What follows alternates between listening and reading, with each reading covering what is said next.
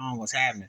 It's gonna be about last night watching that Paul Simon special on CBS. It was really, really good. All-star tribute to him. Jonas Brothers, Stevie Wonder was there. Lady Blacksmith Ensemble, some of the Graceland band, Dave Matthews Band. Dave Matthews came out. There were a lot of performers.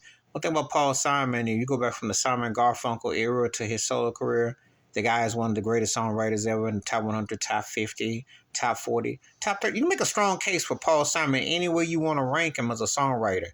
Beat poetry. Because the interesting thing about his songs is they resonated across genres, styles, backgrounds, racial, sexual, etc., etc.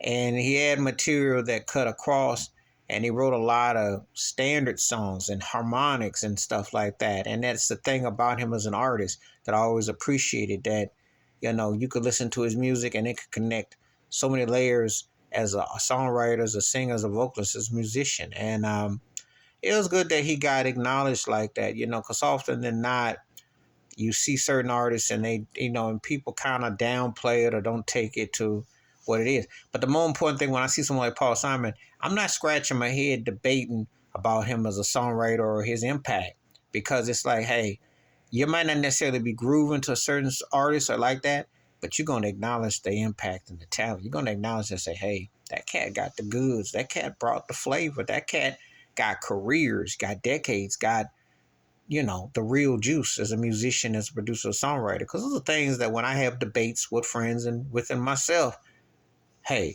I put people in tears. I take that music thing serious. I'm a snob about it. I don't even front. And I give where credit is due. I don't have to rock your stuff all the time, but I know when you're a bad boy. And Paul Simon is a bad white boy. His stuff speaks for itself. It still holds up real well. And you saw the eclectic mixture of musicians and artistry that paid tribute to him last night.